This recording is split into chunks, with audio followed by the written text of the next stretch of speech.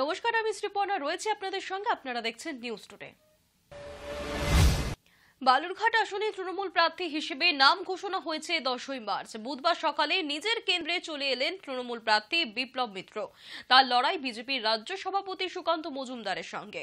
বুধবার স্টেশনে তার জন্য অপেক্ষা করছিলেন তৃণমূল কর্মী সমর্থকেরা। গঙ্গারামপুর স্টেশনে তাকে স্বাগতও জানানো হয়। তৃণমূলের পক্ষে পাল্টা বিপ্লব মিত্রের নাম ঘোষণা হতেই লড়াই জমে উঠেছে বালুরঘাট লোকসভা কেন্দ্রে। বিপ্লব মিত্র জানান, আজ যা দেখলেন তা পরিকল্পনার মধ্যেই ছিল না। হাজার হাজার লোক অপেক্ষা করছিলেন। জেলার মানুষ চাইছেন আমাকেই।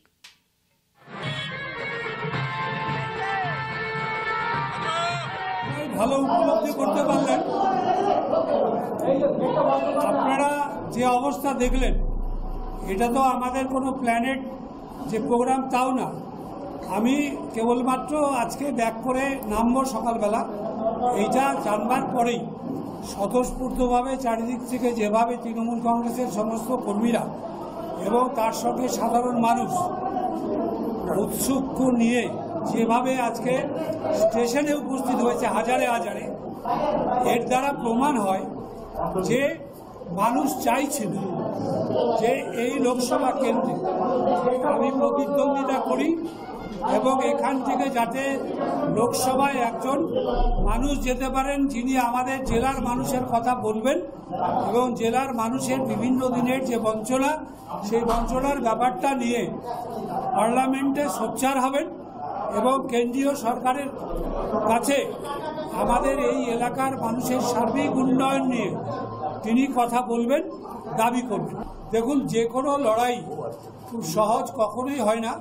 আমার নিজের ধারণা, যখন দুটো বড় প্রতিপক্ষ থাকে, দুটো বড় রাজনৈতিক দল, তারা যখন নিজেরা প্রতিদ্বন্দ্বিতায় করতে নামে, তারা স্বাভাবিকভাবেই সর্বশক্তি প্রয়োগ করে নিজেদের শক্তি সেখানটায় প্রদর্শনের ব্যবস্থা করে এবং মানুষের সমর্থন কার দিকে থাকে তার উপরে নির্ভর করে জয়, বিজয় বা পরাজয়। স্থানীয় যে কাজগুলো কেন্দ্রীয় সরকারের কাছ থেকে করানোর কথা, সেগুলো নিয়ে আমি সোচ্চার অবশ্যই হব। যদি আমাকে বালুরঘাট লোকসভা কেন্দ্রের মানুষ সেই সুযোগ দেন, পার্লামেন্টে গিয়ে তাদের হয়ে কথা বলার অধিকার দেন, তাহলে অবশ্যই আমি যেভাবে পশ্চিমবাংলার বিধানসভায় কথা বলে এবং মন্ত্রিসভায় কথা বলে যেভাবে সার্বিক উন্নয়নের জন্য চেষ্টা করেছি রাজ্য সরকারের মাধ্যমে, যেগুলো হওয়া সম্ভব, এবং আজকে এখানটায় প্রত্যেকটা ব্লকে ব্লকে কলেজ তৈরি করে দেওয়া, বিভিন্ন জায়গায় এই আমাদের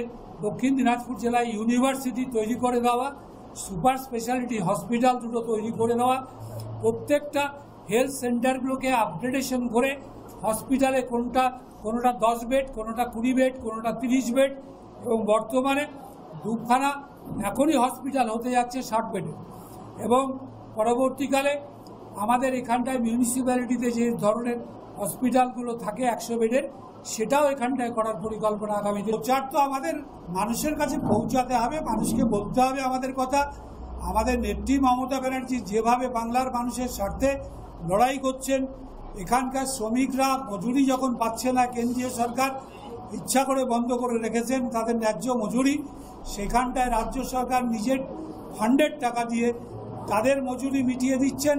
কেন্দ্রীয় সরকারকে এই ব্যাপারে সমালোচনা করার মাধ্যমে, এবং কিন্তু মানুষকে রাজ্য সরকার তাদের পাশে দাঁড়িয়ে সেই গরিব মানুষগুলো দুমুঠো খাবারের ব্যবস্থা করে দিচ্ছে। আমি অবশ্যই বলবো, বিনয়ী হয়ে আমাদের দলের প্রার্থীরা তারা যাতে বাড়িতে বাড়িতে যান এবং আমাদের নেত্রী মমতা ব্যানার্জি তার বিভিন্ন কাজগুলো পশ্চিমবাংলার মানুষের স্বার্থে, আমাদের বালুরঘাট লোকসভা কেন্দ্রের মানুষের স্বার্থে যে কাজগুলো এই 12.5 বছরে তিনি করেছেন এবং রেলমন্ত্রী থাকাকালীন তিনি যে কাজগুলো করেছেন, সেই কাজগুলো তুলে ধরা, এবং অবশ্যই বিপক্ষ যারা আজকে ক্ষমতায় আছে, তারা 10 বছর ধরে ক্ষমতায় আছে, তারা কি করেছে আমাদের রাজ্যের মানুষের জন্য, সেটা আমরা পাশাপাশি তুলে ধরে তুলনামূলক বিচার করে মানুষকে ভোট দেওয়ার কথা বলবো। আমার বার্তা অন্য কিছু নেই, সেটা হচ্ছে যে সুকান্তবাবু 5 বছরে আমাদের এই বালুরঘাট লোকসভা কেন্দ্রের মানুষের স্বার্থে কি কি কাজ করেছেন তিনি বলুন। আর আমি এখানটায় রাজ্যের এমএলএ হই এবং তারপর মন্ত্রিসভায় থেকে আমি মাত্র 2.5 বছরের মধ্যে কি কাজ করে দেখালাম, এই দুটোর উনি 5 বছরে কি কাজ করেছেন, কত টাকার কাজ করেছেন, আর আমি 2.5 বছরের মন্ত্রিত্বে এমএলএ হওয়ার পর আমি কি কাজ করলাম, এই দুটোর তুলনা মানুষের সামনে তুলে ধরব। মানুষ বিচার করে ঠিক করবে কাকে সমর্থন করা উচিত, তিনি কাজের মানুষ, কে কাজের মানুষ এবং কে তাদের পাশে সবসময় থেকেছে। ক্ষোভ ছিলই, দাবি উঠেছিল অভিনেত্রী নয়, চাই ভূমিপুত্র। তবে স্থানীয়দের দাবিকে পাত্তা না দিয়ে লোকসভায় হুগলি কেন্দ্রে ফের টিকিট পেয়েছেন লকেট চট্টোপাধ্যায়। আর যার জেরেই কোন্দল চরম আকার নিল বিজেপিতে। লকেটের বিরোধিতায় দেশের প্রধানমন্ত্রীর উদ্দেশ্যে খোলা চিঠি লিখলেন হুগলির ক্ষুব্ধ বিজেপি নেতৃত্ব। লকেটের বিরুদ্ধে একাধিক অভিযোগ তুলে পোস্টার সাটানো হয়েছে চন্দননগরে, যেখানে বলা হয়েছে মানুষের ক্ষোভের মুখে পড়েছে মণ্ডল সভাপতিদের, শাসাচ্ছে লকেট। নির্বাচন মিটলে দেখে নেওয়ার হুমকিও দিচ্ছেন তারা। লকেটের বিরোধিতায় চন্দননগরে যে পোস্টার প্রকাশ্যে এসেছে সেখানে লেখা রয়েছে, বর্তমানে আমরা মণ্ডল সভাপতির দায়িত্বে কাজ করছি, আর এর আগেও বিভিন্ন দায়িত্বে কাজ করেছি, এমনকি নিজের বিধানসভায় 2021 সালে কাজ করেও সময় বের করে চুঁচুড়ায় প্রচারও করেছি লকেট চট্টোপাধ্যায়ের হয়ে। 5 বছর উনি নিজে আমাদের মণ্ডলে প্রায় আসেননি, তাতে আমাদের কি দোষ? ক্ষোভের মুখে পড়ে এখন হুমকি দিচ্ছেন উনি। বারংবার নেতৃত্বকে জানানো সত্ত্বেও কোনো পদক্ষেপ না নেওয়ার শেষে বাধ্য হয়ে এই পোস্টার বলে দাবি করা হয়েছে। যদিও এই পোস্টার তৃণমূল এই পোস্টার করেছে বলে এমনটাই দাবি করছে বিজেপি। পাল্টা তৃণমূলও দিয়েছে যে এই পোস্টার তাদের নয়।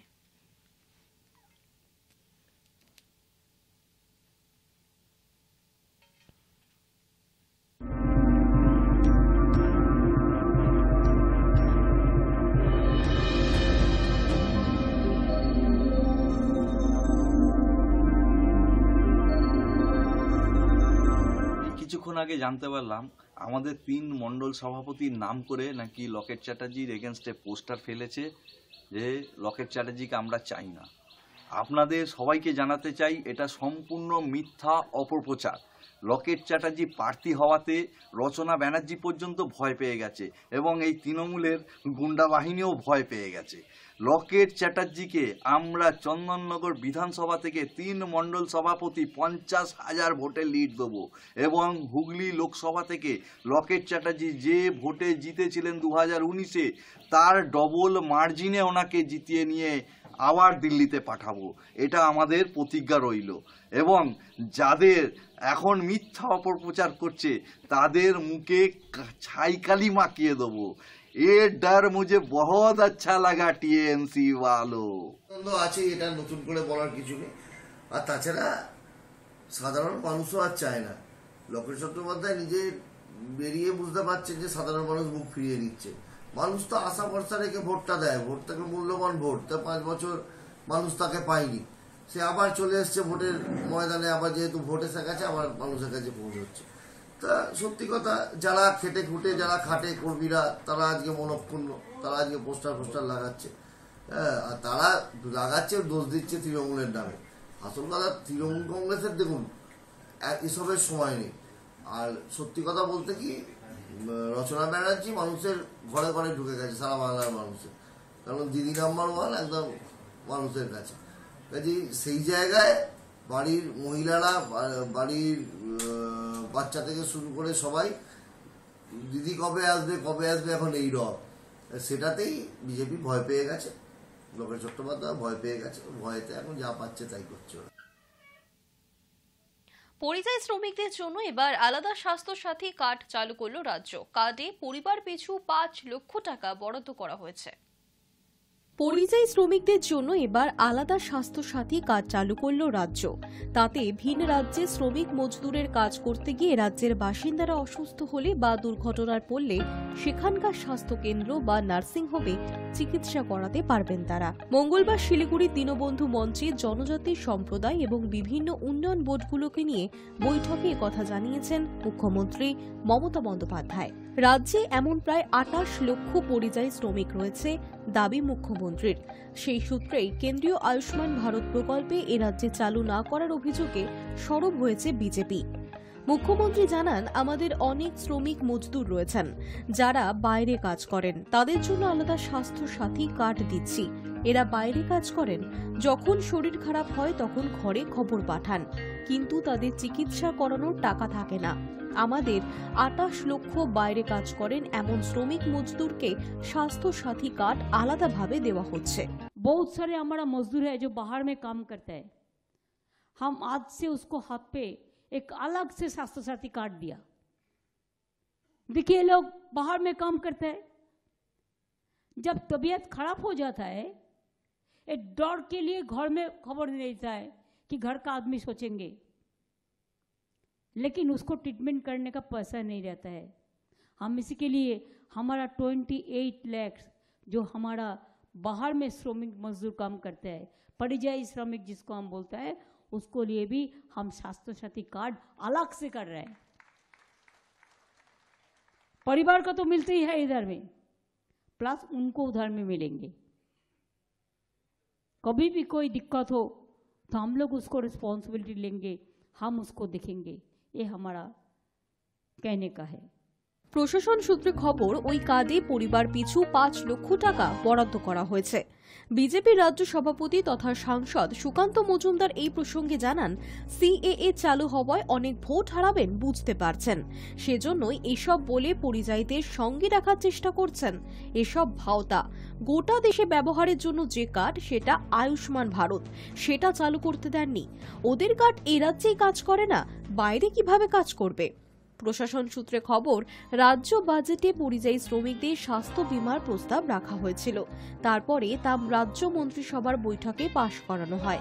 সেই অনুযায়ী যে পরিযায়ী শ্রমিক যে রাজ্যে কর্মরত সেখানে স্বাস্থ্য বীমার সুযোগ পাওয়া যাবে। প্রশাসনিক দাবি, এক্ষেত্রে ইন্স্যুরেন্সের বদলে অ্যাসিওরেন্সের ভিত্তিতে কাজ হবে, অর্থাৎ বীমার প্রিমিয়াম দেবার বদলে চিকিৎসার খরচ মিটিয়ে দেবে সরকার। তবে এক্ষেত্রে পুরো প্রক্রিয়া চালানোর জন্য তৃতীয় পক্ষ ব্যবহার করা হতে পারে। পরিযায়ী শ্রমিক কল্যাণ পর্ষদের চেয়ারম্যান শামিরুল ইসলাম জানান, ভিন রাজ্যে যারা যান তাদের মধ্যে 22 লক্ষের নাম নথিভুক্ত হয়েছে, বাকিদের নাম নথিভুক্ত করানোর কাজ চলছে। Hi News Network. টাকা নিয়ে টানা পড়েন, অবশেষে ব্যবসায়ীকে খুন করে জলের ট্যাঙ্কের নিচে লুকিয়ে রাখা হলো মৃতদেহ। টাকা নিয়ে টানা পড়েন, অবশেষে উদ্ধার ব্যবসায়ীর মৃতদেহ। নিখোঁজ ছিলেন কলকাতার ভবানীপুরের এক ব্যবসায়ী। অভিযোগের ভিত্তিতে তদন্ত শুরু করেছিল পুলিশ। অবশেষে বুধবার পাওয়া গেল ওই ব্যবসায়ীর মৃতদেহ। উত্তর 24 পরগনার নিমতা এলাকায় একটি বাড়ির জলের ট্যাঙ্কের পাশে ব্যবসায়ীর দেহ বস্তাবন্দি করে পুঁতে রাখা ছিল। শুধু তাই নয়, তার উপর তুলে দেওয়া হয়েছিল পাঁচিলও। জানা যাচ্ছে মৃত ব্যবসায়ীর নাম ভবুলা খানি। ভবানীপুরের বাসিন্দা ছিলেন তিনি, তবে তার ব্যবসা ছিল বালিগঞ্জে। সূত্রের খবর, ব্যবসার সহযোগী অভিযুক্ত অনির্বাণ গুপ্তকে 50 লক্ষ টাকা ধার দিয়েছিলেন ভবুলা খানি। তারপর দীর্ঘদিন কেটে গেলেও টাকা ফেরত পাননি তিনি। এদিকে টাকার জন্য স্বাভাবিকভাবেই চাপ বাড়াতে থাকেন ভবুলা খানি। এসবের মাঝেই সোমবার ভোররাতে ওই যুবক ব্যবসায়ীকে ফোন করে বলে খবর, তাকে ডেকে পাঠানো হয় টাকা ফেরতের নাম করে। ভোর 3টের সময় বাড়ি থেকে বের হয়ে যান ব্যবসায়ী। এরপর তার পরিবারের লোকেরা আর ব্যবসায়ীর খোঁজ পাননি। বাধ্য হয়ে পরের দিন থানায় লিখিত অভিযোগ দায়ের করেন পরিবার। এরপরেই তদন্তে নামে পুলিশ, আর সেই সূত্র ধরেই অভিযুক্ত অনির্বাণকে গ্রেফতার করা হয়। এরপরই প্রকাশ্যে আসে চাঞ্চল্যকর তথ্য। ব্যবসায়ীকে নিমতায় ডেকে এনে মাথায় উইকেট দিয়ে বাড়ি মেরে খুন করা হয়, পরে জলের ট্যাঙ্কের নিচে দেহ ঢুকিয়ে রাখা হয়। ইতিমধ্যেই অনির্বাণ গুপ্ত এবং সুমন দাস নামে দুজনকে এই ঘটনায় গ্রেফতার করেছে পুলিশ। পুলিশ সূত্রে জানা যাচ্ছে, ধৃত একজন স্বীকার করেছেন সংজ্ঞা হারিয়ে গেলে মৃত্যু নিশ্চিত করতেও একের পর এক আঘাত করা হয় ব্যবসায়ীর ওপর। একটা নাগাদ গিয়েছিলেন বিজনেস ব্যাপারে, ওনার একটা বিজনেস অ্যাসোসিয়েট ছিলেন, ওনার কাছে মেডিসিনের ঋণের দেওয়ার ব্যাপারটা ছিল। ওখানে নিমতা থানার আন্ডারে ওখানে যাওয়ার পরে অনির্বাণ গুপ্তা নামের লোক, ওনার কি আমরা অ্যারেস্ট করেছি, এখন ইনভেস্টিগেশন চলছে। অ্যান্ড এছাড়া সৌরভ দাস নামের একটা লোককেও অ্যারেস্ট করা হয়েছে। we found their complicity during the investigation, আর ওদের স্টেটমেন্ট ভিত্তিতে আমরা ওই অনির্বাণ গুপ্তার বাড়ি থেকেই বডিটা রিকভারি করেছি এবং বডিটা বেসিক্যালি ওটাকে মার্ডার করে একটা ওয়াটার ট্যাঙ্ক, ছাদের উপরে ওয়াটার ট্যাঙ্ক ছিল, ওর নিচে বডিটাকে স্যাকে রেখে দিয়ে ও তারপর চারদিক থেকে ব্রিক ওয়াল বানিয়ে দেওয়া হয়। মোবাইলটা নিচু কর, what was the basic modus operandi we have used. Investigation নামারে কোথায় বুম ঢোকার ডিটেইলস ফার্দার আমরা একটু বুমটা নামা মেম উঠে যাচ্ছে বুমটা নামা এনসিপি ক্রাইম এবং ডিসি আপনাদেরকে জানাবো। Hi News Network. নির্দেশ মতো স্টেট ব্যাংক অফ ইন্ডিয়া নির্বাচনী বন্ড সংক্রান্ত যাবতীয় তথ্য তুলে দিল নির্বাচন কমিশনের হাতে। সুপ্রিম কোর্টের নির্দেশ মতোই মঙ্গলবার সন্ধ্যার আগেই স্টেট ব্যাংক অফ ইন্ডিয়া নির্বাচনী বন্ড সংক্রান্ত যাবতীয় তথ্য তুলে দিল নির্বাচন কমিশনের হাতে। এবার সেই তথ্য আগামী শুক্রবারের মধ্যে কমিশনকে নিজেদের সরকারি ওয়েবসাইটে বন্ড তথ্য প্রকাশ করতে হবে, তেমনই নির্দেশ সুপ্রিম কোর্টের। নির্বাচনী বন্ড সংক্রান্ত মামলায় সুপ্রিম কোর্ট তার নির্দেশে বলেছিল 2019-এর 12 এপ্রিল থেকে এখনো পর্যন্ত নির্বাচনী বন্ড সংক্রান্ত তথ্য 6 মার্চের মধ্যে তুলে দিতে হবে এসবিআইকে। কিন্তু তথ্য প্রকাশের জন্য অতিরিক্ত সময় চেয়ে শীর্ষ আদালতে আর্জি জানিয়েছিল তারা, যদিও সোমবার এসবিআইয়ের সেই আবেদন খারিজ করে দিয়েছিলেন প্রধান বিচারপতি DY চন্দ্রচূড়ের ডিভিশন বেঞ্চ। সোমবার শুনানির শুরুতেই শীর্ষ আদালতে প্রশ্নের মুখে পড়েছিল এসবিআই। রাষ্ট্রায়ত্ত এই ব্যাংকের উদ্দেশ্যে সুপ্রিম কোর্টের প্রশ্ন ছিল, গত 26 দিন ধরে আপনারা কি করছিলেন? আপনাদের আবেদনে এই নিয়ে কিছুই উল্লেখ করা হয়নি। প্রসঙ্গত, গত 15 ফেব্রুয়ারি নির্বাচনী বন্ড ব্যবস্থাকে অসাংবিধানিক এবং ক্ষতিকর বলে ব্যাখ্যা দিয়েছিল সুপ্রিম কোর্ট। আদালত এসবিআইকে নির্দেশ দিয়েছিল অবিলম্বে যেন ওই বন্ড দেওয়া বন্ধ করে তারা। এর পাশাপাশি নির্বাচনী বন্ডের মাধ্যমে কোন রাজনৈতিক দল কত অনুদান পেয়েছে, কারা তাদের অনুদান দিয়েছে তা প্রকাশ্যে আনার নির্দেশ দিয়েছে শীর্ষ আদালত।